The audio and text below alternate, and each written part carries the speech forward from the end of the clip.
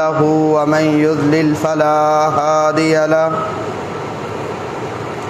أشهد أن لا إله إلا الله وحده لا شريك له وأشهد أن محمدا عبده ورسوله يا أيها الذين آمنوا اتقوا الله حق تقاته ولا تموتن إلا وأنتم مسلمون يا أيها الناس اتقوا ربكم الذي خلقكم من نفس واحدة وخلق منها زوجها وبث منهما رجالا كثيرا ونساء واتقوا الله الذي تساءلون به والأرحام إن الله كان عليكم رقيبا يا أيها الذين آمنوا اتقوا الله وقولوا قولا سديدا يصلح لكم أعمالكم ويغفر لكم ذنوبكم ومن يطع الله ورسوله فقد فاز فوزا عظيما أما بعد فإن خير الحديث كتاب الله وخير الهدي هدي محمد صلى الله عليه وسلم وشر الأمور محدثاتها وكل محدثة بدعة وكل بدعة ضلالة أعوذ بالله السميع العليم من الشيطان الرجيم من همزه ونفخه ونفسه محمد رسول الله والذين معه أشداء على الكفار رحماء بينهم تراهم ركعا سجدا يبتغون فضلا من الله ورضوانا سيماهم في وجوههم من أثر السجود ذلك مثلهم في التوراة ومثلهم في الإنجيل اللهم صل على محمد وأزواجه وذريته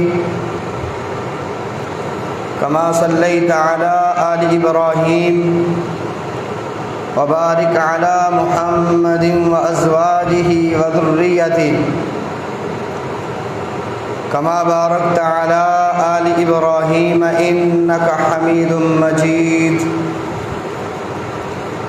اللهم انفعني بما علمتني وعلمني ما ينفعني وزدني علما اللهم أكرمني من نور الفهم وأخرجني من ظلمات الوهم يا معلم آدم علمني ويا مفهم سليمان فهمني ہر قسم کی حمد و ثنا عظمت و بڑائی کی بریائی اللہ رب العالمین کے لیے خاص ہے جو ہم سب کا مالک رازق مشکل کشا حاجت روا بگڑی بنانے والا غموں پریشانیوں سے نجات دلانے والا ہے درود و سلام نبیوں کے امام پاک بازوں کے سردار نبی آخر الزمان جناب محمد رسول اللہ صلی اللہ علیہ وآلہ وسلم کی ذات گرامی پہ ہوں۔ محترم حضرات، سابقہ خطبہ کے اندر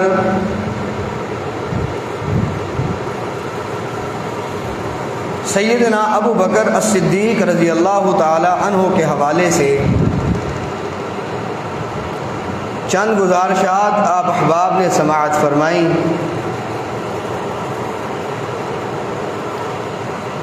سیدنا ابو بکر صدیق رضی اللہ عنہ کے بعد اس امت کے سب سے افضل شخص سیدنا عمر ابن خطاب رضی اللہ تعالی عنہ ہیں۔ اس بات کا اظہار صحابہ کرام رضوان اللہ المجمعین نبی صلی اللہ علیہ وسلم کے دور میں کیا کرتے تھے، اور نبی صلی اللہ علیہ وسلم سے جب پوچھا گیا کہ آپ کو ابو بکر کے بعد سب سے زیادہ پیار کس کے ساتھ ہے، تو نبی مکرم صلی اللہ علیہ وسلم نے فرمایا تھا عمر ابن خطاب کے ساتھ۔ آپ کی کنیت ابو حفص ہے، نام عمر ابن خطاب ہے، اور لقب الفاروق ہے، حق اور باطل میں فرق کرنے والا۔ اور یہ لقب دیگر کتابوں تورات اور انجیل میں بھی موجود ہے، جیسا کہ عمر ابن عاص رضی اللہ تعالی عنہ کے صاحبزادہ عبداللہ ابن عمر نے بیان کیا کہ میں نے خود اہل کتاب کی کتابوں میں یہ بات پڑھی ہے کہ عمر ابن خطاب رضی اللہ عنہ کے تذکرے کے ساتھ الفاروق کا لقب موجود ہے، کہ وہ نبی کا صحابی ایسا ہوگا کہ جو فاروق ہوگا، جس کی وجہ سے حق اور باطل کے درمیان فرق کیا جائے گا۔ آپ آئندہ روایات کے اندر اس بات کو محسوس کریں گے کہ کس طرح حق اور باطل میں فرق ہوتا رہا، یا عمر ابن خطاب رضی اللہ تعالی عنہ کی شخصیت کس قدر فضائل کی حامل شخصیت ہے۔ آپ اس سے اندازہ لگا سکتے ہیں کہ دیگر اصحاب ہیں، آپ صلی اللہ علیہ وسلم نے ان پر اسلام پیش کیا، انہیں کلمہ پڑھنے کا کہا، کوئی صحابی مسلمان ہوا کسی صحابی کی دعوت پر، لیکن واحد عمر ابن خطاب رضی اللہ تعالی عنہ ہیں جن کے لیے اللہ کے پیغمبر نے اپنے رب سے نام لے کر دعا کی ہے۔ حدیث میں آتا ہے آپ صلی اللہ علیہ وسلم نے فرمایا اللہم اعز الاسلام باحب الرجلین الیک، اللہ دو بندے ہیں، ان میں سے جو تجھے زیادہ پیارا لگتا ہے، دونوں میں سے جو تجھے زیادہ محبوب ہے، اس کے ساتھ اسلام کو عزت عطا فرما۔ اور ترمذی کی حدیث میں ہے اس کے بعد نبی صلی اللہ علیہ وسلم صرف ایک دعا کرتے تھے، اللہم اعز الاسلام بعمر بن الخطاب۔ پہلے دعا میں دو شخص تھے کہ آپ ابو جہل کو ہدایت دے دیں یا عمر ابن خطاب کو ہدایت دے دیں، اسلام کو ان کے ساتھ غلبہ عطا کر دیں۔ لیکن بعد میں نبی صلی اللہ علیہ وسلم صرف ایک صحابی کا نام لیتے تھے، اللہم اعز الاسلام بعمر بن الخطاب خاصہ، اللہ صرف تجھ سے خاص طور پہ دعا کرتا ہوں عمر ابن خطاب کو اسلام کی توفیق دے دے اور اس کے ساتھ اسلام کو مدد عطا فرما۔ اور عبداللہ ابن مسعود رضی اللہ عنہ بیان کرتے ہیں، صحیح بخاری کی حدیث ہے، ما زلنا اعزتا منذ اسلم عمر، جب عمر ابن خطاب رضی اللہ عنہ مسلمان ہوئے ہم معزز بن گئے، ہمارے اندر قوت آ گئی، ہمیں ہمت ملی، ہم اس کے بعد لوگوں کے سامنے عبادات کا اظہار کرنے پہ قادر ہوئے، ہمیں اللہ رب العالمین نے عمر ابن خطاب کے ذریعے غلبہ عطا فرمایا۔ عمر ابن خطاب ابتدائی مسلمان ہونے والوں میں شامل ہیں۔ السابقون الاولون من المہاجرین والانصار والذین اتبعوہم باحسان رضی اللہ عنہم ورضوا عنہ، سب سے پہلے جو افراد مسلمان ہوئے ان میں سے ایک نام عمر بن خطاب رضی اللہ تعالی عنہ کا ہے۔ بعض لوگوں نے ان کے اسلام پر چند واقعات بھی بیان کیے ہیں کہ مسلمان جب ابھی نہیں ہوئے تھے، ان کو پتہ چلا کہ اللہ کے نبی صلی اللہ علیہ وسلم نے نبوت کا اعلان کیا ہے، یہ آپ کی طرف جا رہے، تلوار کو پکڑے ہوئے نبی صلی اللہ علیہ وسلم کی طرف جا رہے تھے۔ راستے میں آدمی ملا، جی کہاں کے ارادے ہیں؟ کہا اس محمد صلی اللہ علیہ وسلم سے پوچھنے جا رہا ہوں کہ کس طرح کے دعوے کر رہا ہے۔ کہا پہلے اپنے گھر کی خبر لیجئے، آپ کا بہنوئی سعید ابن عاص اور آپ کی بہن فاطمہ مسلمان ہو چکی ہیں، آئے، آ کے دیکھا دروازہ بند تھا، اندر سے تلاوت قرآن کی آواز آ رہی تھی۔ عمر ابن خطاب دروازہ کھٹکھٹاتے ہیں، اس کے بعد دروازہ کھلا، پوچھا کیا پڑھ رہے تھے؟ انہوں نے بتایا جی پہلے تو کچھ نہیں بتا رہے تھے، پھر مارا انہوں نے، اپنے بہنوئی کو بھی مارا، بہن کو بھی مارا، آخر کار انہوں نے سورۃ طٰہٰ کی آیات پڑھی۔ تو عمر ابن خطاب رضی اللہ تعالی عنہ اس قدر متاثر ہوئے کہ کہا مجھے اللہ کے پیغمبر کے پاس لے جائیں، میں کلمہ پڑھ کے مسلمان ہونا چاہتا ہوں، اور اپنے ہاتھ پیچھے بندھوا لیے کہ میں کچھ بھی نہیں کروں گا۔ آگے گئے، حمزہ رضی اللہ عنہ جو کہ مسلمان ہو چکے تھے،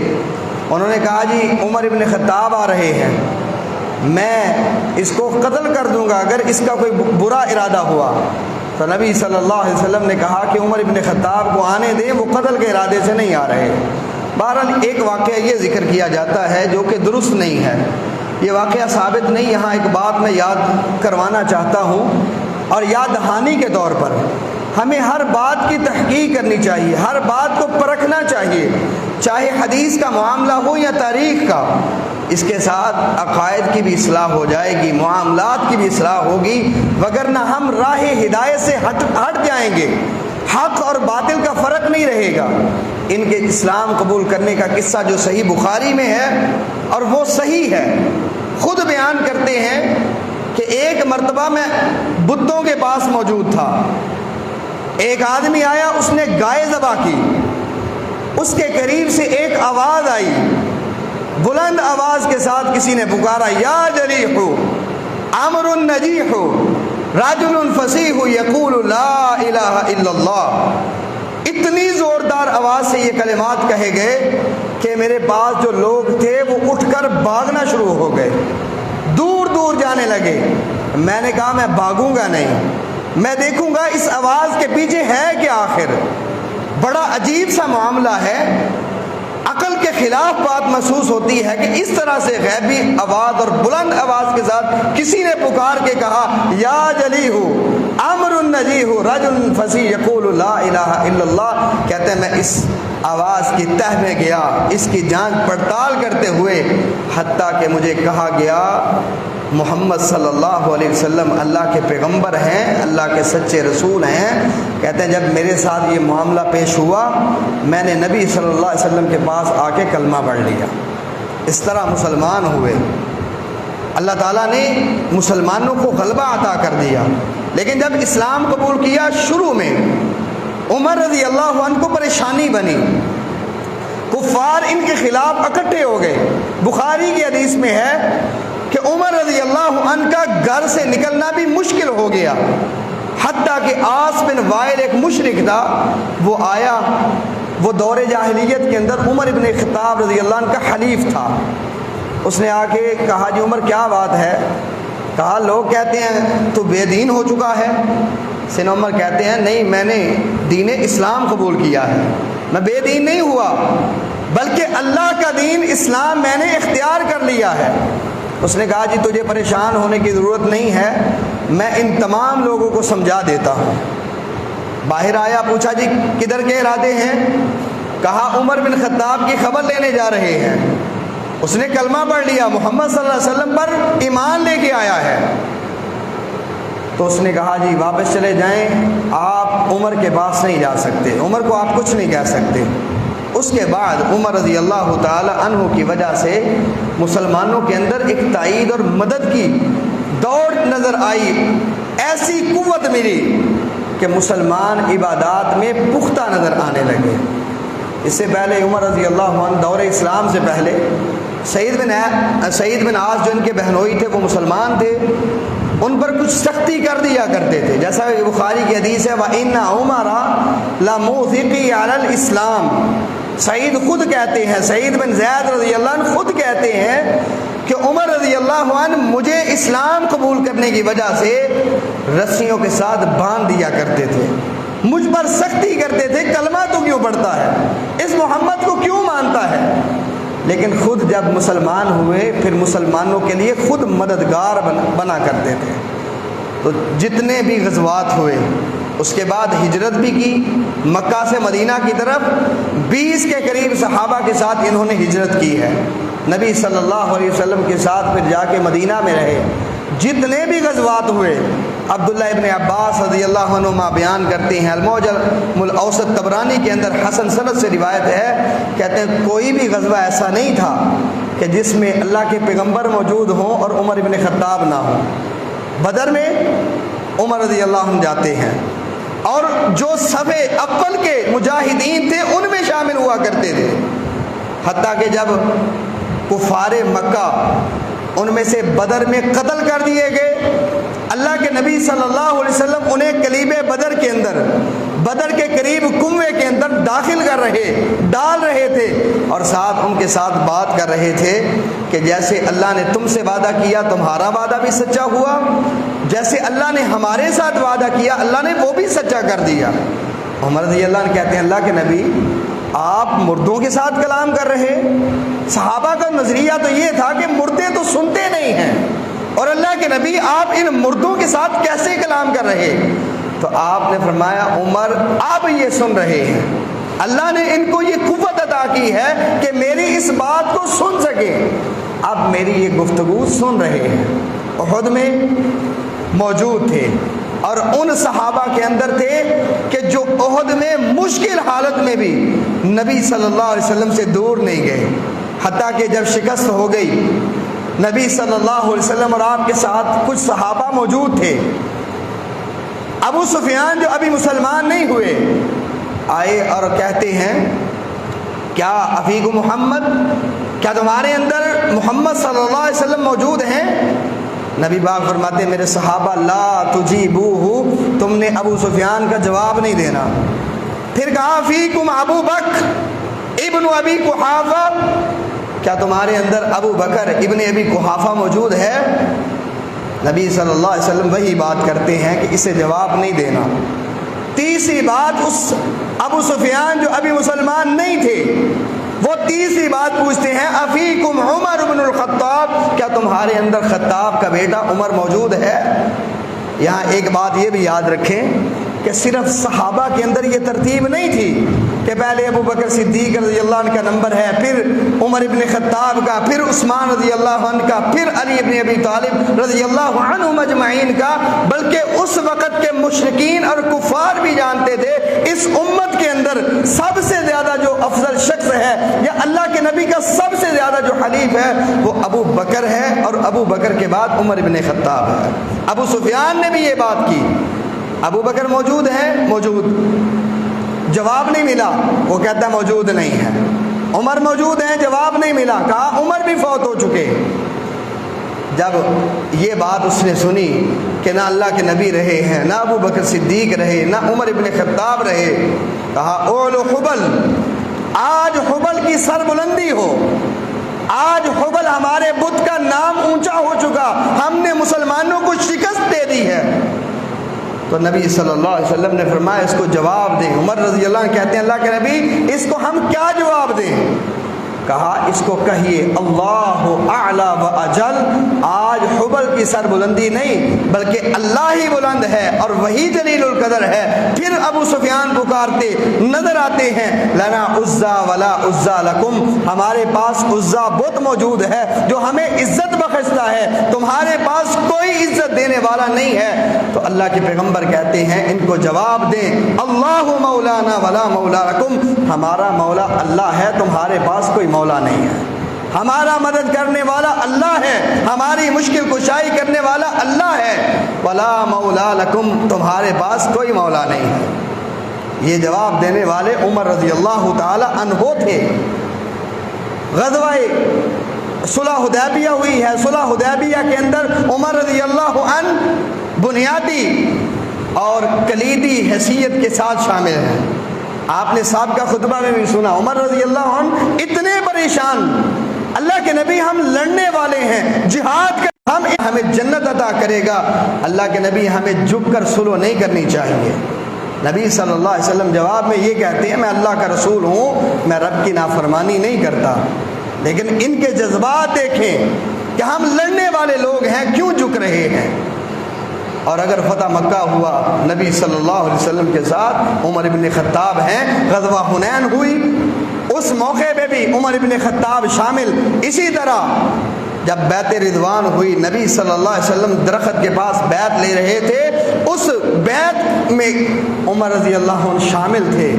اور اللہ نے قرآن میں کہا تھا فَعَلِمَ مَا فِي قُلُوبِهِمْ فَأَنزَلَ السَّكِينَةَ عَلَيْهِمْ وَأَصَابَهُمْ فَتْحًا قَرِيبًا۔ اللہ نے ان سے رضا کا اعلان کیا، ان کے دلوں کو دیکھ کر اللہ ان سے راضی ہو چکا ہے۔ اور اس سے بھی ثابت ہوتا عمر رضی اللہ تعالی عنہ مراد رسول ہیں، دعا پانے والے، اللہ کے نبی نے ان کی ہدایت کے لیے رب سے خاص طور پہ دعا کی، اور اسی طرح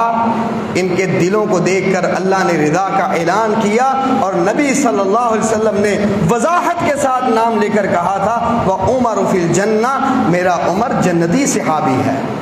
اللہ اس کو جنت عطا کرے گا۔ اور صحیح بخاری کی حدیث ہے، نبی صلی اللہ علیہ وسلم فرماتے ہیں عمر میں جنت میں گیا، میں نے جنت کو دیکھا اور اس میں نے تیرا محل دیکھا، میرا ارادہ ہوا کہ میں اس محل میں داخل ہو جاؤں، لیکن مجھے تیری غیرت یاد آ گئی ہے۔ عمر غیرت مند شخص ہے، گھر میں موجود نہیں، میں اس کے گھر میں داخل نہیں ہونا چاہتا۔ اتنا غیرت مند شخص کہ اللہ کے پیغمبر صلی اللہ علیہ وسلم یہ کہیں ارادہ بھی بنا تھا لیکن تیرے گھر میں داخل نہیں ہوا، اور یہ بھی بات ثابت ہوئی کہ عمر رضی اللہ عنہ کا جنت میں بنا ہوا گھر اللہ کے پیغمبر دیکھ چکے ہیں۔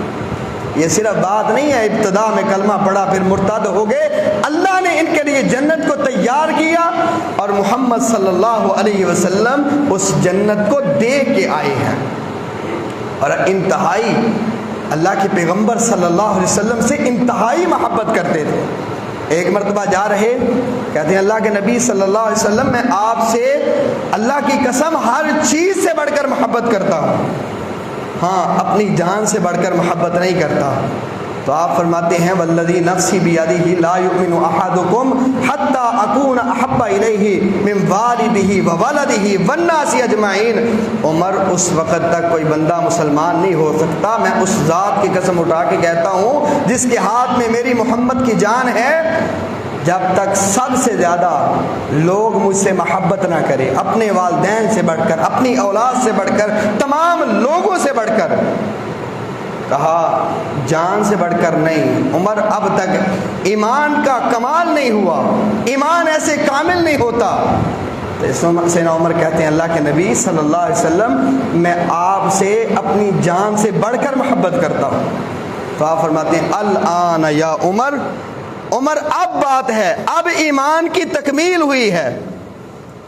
اس طرح جلیل القدر صحابی عمر رضی اللہ تعالی عنہ نبی صلی اللہ علیہ وسلم سے اپنی محبت کا اظہار کرتے ہیں، اور اسی طرح نبی صلی اللہ علیہ وسلم کے سامنے ایک مرتبہ ابو بکر صدیق رضی اللہ عنہ اور عمر ابن خطاب رضی اللہ تعالی عنہ نے بات چیت کی، گفتگو کرتے ہوئے کچھ اونچی آواز میں باتیں کر لیں۔ نبی صلی اللہ علیہ وسلم کی موجودگی میں شیخین کریمین نے بلند آواز سے گفتگو کی، اللہ نے قرآن مجید اتار دیا یا ایھا الذین آمنوا لا ترفعوا اصواتکم فوق صوت النبی ولا تجہروا له بالقول کجہر بعضکم لبعض ان تحبط اعمالکم وانتم لا تشعرون، کہ نبی کی موجودگی میں کوئی انسان اپنی آواز کو اللہ کے نبی کی آواز سے بلند نہ کرے، وگرنہ خطرہ یہ ہے کہ کہیں اللہ تمہارے اعمال کو ضائع نہ کر دے، اللہ رب العالمین تمہارے اعمال کو ضائع نہ کر دے۔ اس کے بعد عمر رضی اللہ عنہ کا انداز یہ تھا، اتنی آہستہ گفتگو کرتے تھے، اتنی آہستہ گفتگو کرتے تھے کہ بعض اوقات اللہ کے پیغمبر صلی اللہ علیہ وسلم کو پوچھنا پڑتا عمر کیا بات کی ہے۔ اس طرح نبی صلی اللہ علیہ وسلم سے اپنی محبت کا اظہار کرتے تھے، اور محبت کا لازمی تقاضا یہ ہے جس سے آپ محبت کرتے ہیں اس کی اطاعت بھی کریں، اس کی بات مانیں۔ یہ کیسی محبت ہے؟ میں اللہ کے پیغمبر سے محبت کرتا ہوں لیکن آپ سے میں آپ کی اتباع نہیں کر سکتا، آپ کی اطاعت نہیں کر سکتا، محبت میں کرتا ہوں لیکن اطاعت نہیں کروں گا۔ بھائیو ایسے محبت کا فائدہ نہیں ہے۔ ایک مرتبہ نبی صلی اللہ علیہ وسلم نے عمر ابن خطاب سے کہا لا تحلفوا بآبائکم من کان حالفا فلیحلف باللہ او لیصمت، کوئی بندہ تم میں سے اپنے باپ کی قسم نہ اٹھائے، اپنی ماں کی قسم نہ اٹھائے، کسی انسان کی قسم نہ اٹھائے، من کان حالفا فلیحلف باللہ، جس نے قسم اٹھانی ہے، کسی کو قسم کھانی پڑتی ہے، صرف اللہ کی قسم اٹھائے یا خاموش رہے۔ سیدنا عمر کہتے ہیں وہ موقع تھا میں نے اللہ کے پیغمبر سے سنا، اس کے بعد میں نے کبھی کسی غیر کی قسم نہیں اٹھائی، کبھی ذکر کرتے ہوئے بھی یہ نہیں کہا کہ اس طرح قسم اٹھائی جاتی ہے۔ اتباع اور نبی صلی اللہ علیہ وسلم کی اطاعت کا جذبہ دیکھیے۔ ایک مرتبہ ایک انسان نے عمر رضی اللہ تعالیٰ عنہ کی خلافت پر طعن کر دیا، طرح طرح کے بے جا اعتراض کیے، قریب تھا کہ عمر رضی اللہ عنہ اس کو سزا دیتے، اس پر سختی کر دیتے، کیونکہ الزام لگا رہا تھا۔ پاس بیٹھے حر بن قیس نے آیت پڑھ دی خذ العفو وأمر بالعرف وأعرض عن الجاہلین، کہ آپ معاف کر دیں، اسی طرح نیکی کا حکم دیں اور جاہلوں سے اعراض کریں۔ یہ بات سنی عمر رضی اللہ تعالیٰ عنہ فوراً خاموش ہو گئے، کوئی بات نہیں کی اس کے بعد۔ اور اس پر تبصرہ کرنے والے عبداللہ بن عباس رضی اللہ عنہما جو اہل بیت کے چشم و چراغ ہیں، وہ کہتے ہیں کان عمر وقافا لکتاب اللہ، عمر رضی اللہ عنہ کی یہ عادت تھی، ان کے سامنے کوئی قرآن کی آیت پڑھتا تھا، نبی پاک کی کوئی حدیث پڑھتا تھا، عمر رضی اللہ عنہ اس کے بعد کلام نہیں کیا کرتے تھے، قرآن کی آیت سنی فوراً خاموش۔ اور عقیدے اور منہج میں اتنے مضبوط تھے، جیسے اللہ کے نبی صلی اللہ علیہ وسلم فرمایا کرتے تھے نا ارحم امتی بامتی ابو بکر واشدہم فی دین اللہ عمر، میری امت میں سے، امت کے معاملے میں سب سے زیادہ رحم کرنے والا ابو بکر ہے، اور میری امت میں سے دین کے معاملے میں سب سے زیادہ مضبوط اور سخت عمر بن خطاب ہے۔ اور اتنے سخت تھے دین کے معاملے میں، اتنے سخت تھے عقیدے کے معاملے میں کہ ایک دن حجر اسود سے خطاب کیا، بخاری کی حدیث ہے، بھائیو ہم نے عقیدہ سمجھنا ہے صحابہ کرام سے، حجر اسود کے سامنے خطاب کرتے ہوئے اس سے بات کی، کہا میں جانتا ہوں واللہ انی لعالم انک حجر لا تنفع ولا تضر، اللہ کی قسم میں جانتا ہوں تو ایک پتھر ہے، نہ تو مجھے نفع دے سکتا ہے نہ تو مجھے نقصان دے سکتا ہے۔ آج ہم مختلف پتھروں سے ڈرتے پھرتے ہیں، درختوں سے ڈرتے ہیں، جی فلاں طرف پشت ہو گئی، فلاں نقصان ہو جائے گا۔ عمر ابن خطاب نے سب سے عظیم پتھر سے خطاب کرتے ہوئے کہا تھا جانتا ہوں تو ایک پتھر ہے، نفع نقصان کا مالک نہیں، اللہ کی قسم اگر میں نے محمد صلی اللہ علیہ وسلم کو تجھے چومتے ہوئے نہ دیکھا ہوتا میں زندگی بھر تجھے نہ بوسا دیتا، ساری زندگی تجھے نہ چومتا، صرف اس لیے چومتا ہوں کہ میں نے اللہ کے پیغمبر کو دیکھا ہے کہ نبی صلی اللہ علیہ وسلم تجھے چوما کرتے تھے، اور اگر تھوڑی سی بھی کوئی گستاخی کرتا اللہ کے پیغمبر کی فوراً جلال میں آ جاتے۔ ایک آدمی آیا، اس نے آ کے کہا اے دل یا محمد صلی اللہ علیہ وسلم عدل کیجئے، انصاف کیجئے۔ عمر رضی اللہ عنہ جذباتی ہو گئے کہ اللہ کے پیغمبر مجھے اجازت دیجئے اس کی گردن اتار دوں، اگر آپ عدل نہیں کریں گے، آپ انصاف نہیں کریں گے، بتائیں کون ہے جو انصاف کا دامن تھامے گا؟ اگر آپ نے انصاف نہ کیا تو دنیا میں کوئی انصاف کرنے والا نہیں، اللہ کے نبی مجھے اجازت دے میں اس کی گردن اتار دوں۔ کئی اور مواقع بھی ملتے ہیں، عمر رضی اللہ عنہ دین کے معاملے میں غیرت کھایا کرتے تھے، اور نبی صلی اللہ علیہ وسلم نے خود اپنا خواب بیان کیا، صحیح بخاری کی حدیث ہے، اللہ کے نبی فرماتے ہیں میں نے دیکھا ابو بکر رضی اللہ عنہ ایک کنویں سے ڈول کھینچ رہے ہیں،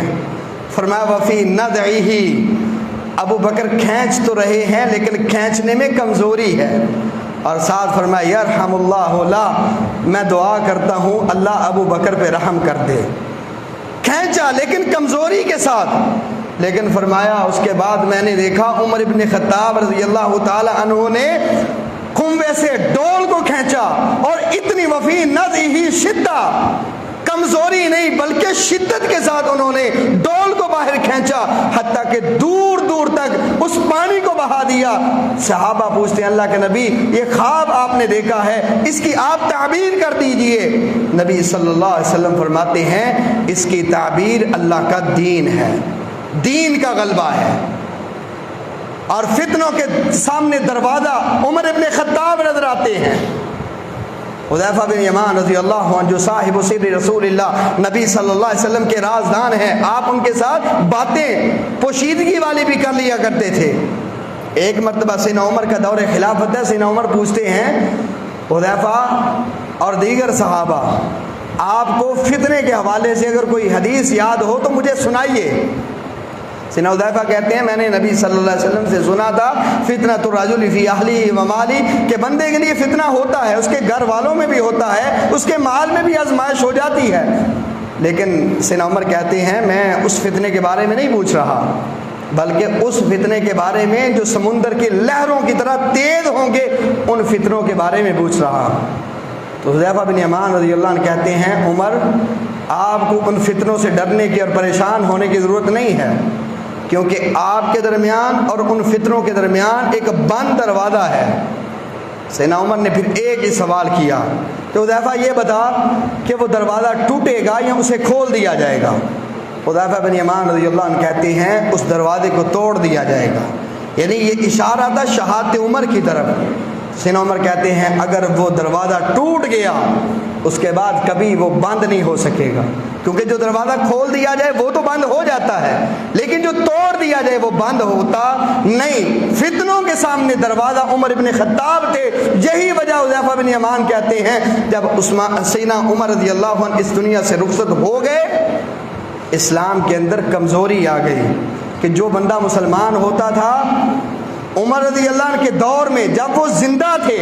کوئی اسلام قبول کرنے کے بعد پلٹنے کی قوت نہیں کرتا تھا، لیکن جب سیدنا عمر اس دنیا سے چلے گئے کمزوری آ گئی، جس کا دل چاہتا تھا اسلام چھوڑ جاتا تھا، اسے کوئی پوچھنے والا نہیں رہا تھا۔ اس طرح مضبوطی تھی سیدنا عمر رضی اللہ عنہ کے دور میں اور ان کی زندگی کے اندر۔ اور ترمذی کی حدیث ہے فضائل الصحابہ امام احمد کے اندر بھی آتا ہے، نبی صلی اللہ علیہ وسلم نے خود فرمایا تھا ان اللہ جعل الحق علی لسان عمر وقلبی، اللہ نے حق عمر کی زبان پر بھی جاری کر دیا ہے، عمر کے دل پر بھی رکھ دیا ہے۔ حق کی بات، سچ کی بات زبان سے جاری ہوتا ہے تو حق دل میں آتی ہے تو حق کی بات، یہی وجہ ہے۔ ایک مرتبہ کہتے ہیں اللہ کے پیغمبر یہ مقام ابراہیم ہے، اس کے پاس ہمیں نماز پڑھنی چاہیے۔ اللہ نے قرآن مجید اتار دیا وَاتَّخِذُوا مِن مَّقَامِ إِبْرَاهِيمَ مُصَلًّى، حکم دیا، ارادہ عمر رضی اللہ عنہ کا بنا، اللہ نے قرآن اتار دیا، آیت حجاب اتری عمر رضی اللہ عنہ کے مشورے پر۔ اسی طرح بدریوں کے قیدیوں کے حوالے سے جو مشورہ عمر رضی اللہ عنہ کا تھا وہی اللہ نے قرآن مجید اتار کے نبی صلی اللہ علیہ وسلم کو بتایا، ما کان لنبی ان یکون لہ اسری حتی یثخن فی الارض۔ اسی طرح شراب کے بارے میں اللہ سے دعا کرتے ہیں اللہ شراب حرام ہونی چاہیے، اللہ اس کا حکم واضح ہونا چاہیے۔ پہلے آیت اتری، کہا اللہ حکم واضح نہیں، اللہم بین لنا فی الخمر بیانا شفیعا، اللہ اس سے واضح حکم نازل کر دے۔ دوسری آیت اتری، پھر کہا اللہم بین لنا فی الخمر بیانا شفیعا، کہ آخر میں آیت اتری انما الخمر والمیسر والازلام والانصاب والازلام رجس من عمل الشیطان فاجتنبوہ۔ آخر میں اللہ نے شراب کو شیطانی عمل قرار دے کے اس کو حرام کر دیا۔ اس طرح تھے ان کی زبان پر، اس طرح حق جاری ہوتا تھا۔ سیدنا عمر رضی اللہ عنہ دعا کرتے ہیں اللہم ارزقنی شہادتا فی سبیلک فی بلد رسولک، اللہ میں تجھ سے دعا کرتا ہوں مجھے شہادت دے دے، اپنے رستے میں شہادت دے اور نبی کے شہر میں شہادت دے۔ لوگ حیران ہوتے تھے کیسی دعا کرتے ہیں۔ عمر رضی اللہ عنہ کا دور خلافت اتنا پرامن تھا کہ کوئی انسان کسی پر ظلم کا سوچتا بھی نہیں تھا، لیکن کس طرح کی دعا کرتے ہیں اللہ شہادت بھی چاہیے، تیرے رستے میں بھی چاہیے اور تیرے نبی کے شہر میں۔ حتیٰ کہ عمر رضی اللہ عنہ کو جب آخری خنجر لگے جس کی وجہ سے عمر اس دنیا سے رخصت فرما گئے، وہ نبی صلی اللہ علیہ وسلم کے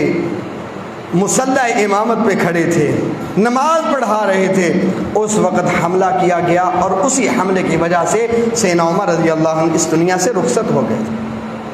اس حملے کے بعد ایک دو واقعات پیش آئے ہیں۔ ایک آدمی پتہ لینے کے لیے آیا، ان کی عیادت کرنے کے لیے آیا، بات کرتے کرتے کہتا ہے آپ مسلمان ہوئے، آپ کا اسلام مبارک تھا، اللہ نے آپ کو نبی کی صحبت عطا کی، حتیٰ کہ خلافت دی، آپ نے انصاف کیا ہے، عمر آپ کو پریشان ہونے کی ضرورت نہیں ہے۔ خیر سیدنا عمر رضی اللہ عنہ نے آگے سے ایک بات کی، اس کے بعد جب واپس جانے لگا اس کی شلوار ٹخنوں سے نیچے تھی۔ دیکھیں کس طرح جذبہ ایمانی اور کس طرح نبی صلی اللہ علیہ وسلم کی سنت سے شدت کی محبت تھی۔ دیکھا اس کی شلوار ٹخنوں سے نیچے ہے، دیکھیں انداز اور موقع، دیکھیں حملہ ہوا ہے، خود نزع کی حالت میں ہے، اس دنیا سے رخصت ہو رہے، لیکن فوراً کہا اسے بلائیے، اسے میرے پاس لے کے آئیں۔ بلایا اور کہا یا ابن اخی ارفع ثوبک فانہ انقی لثوبک واتقی لربک، اور بھتیجے اپنی شلوار کو ٹخنوں سے اوپر کر لے، اس کے ساتھ کپڑے بھی صاف رہیں گے، اللہ بھی راضی رہے گا، اللہ تجھے رضا،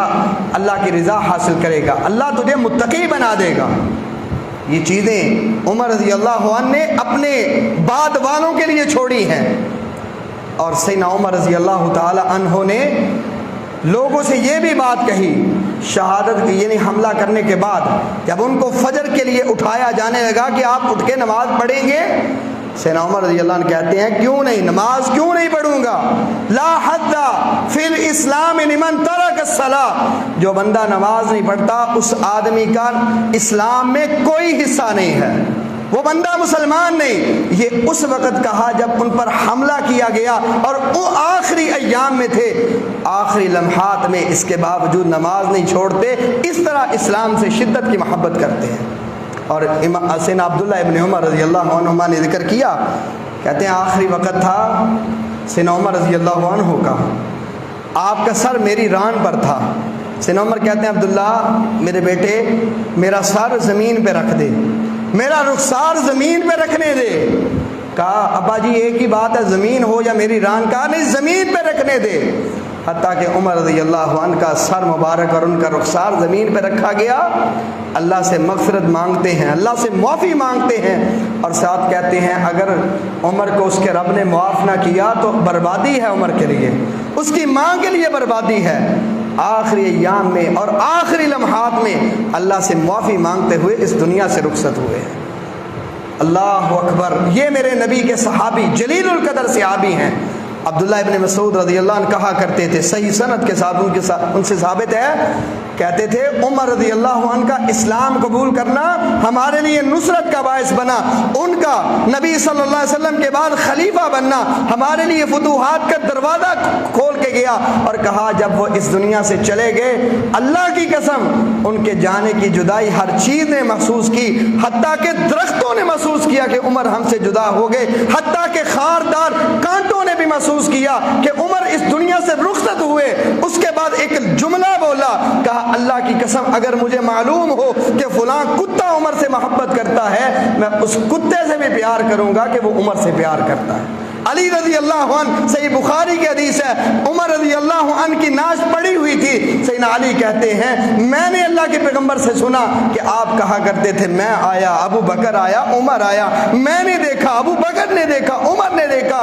اے عمر میں جانتا تھا اگر اللہ کے پیغمبر چلے گئے ہیں، ابو بکر چلے گئے ہیں، ان کے بعد آپ کا نمبر ہے۔ اور ساتھ ایک تاریخ ساتھ جملہ بولا، بخاری کے الفاظ ہیں، کہا عمر تو واحد شخص ہے، تو واحد انسان ہے کہ جس جیسے اعمال لے کر میں اللہ کے دربار میں جانا چاہتا ہوں، میرا دل چاہتا ہے میرے اعمال عمر جیسے ہوں اور میں اللہ کے دربار میں پیش ہوں۔ عبداللہ ابن عباس رضی اللہ عنہما کہتے ہیں، بخاری کی حدیث میں ہے، کہا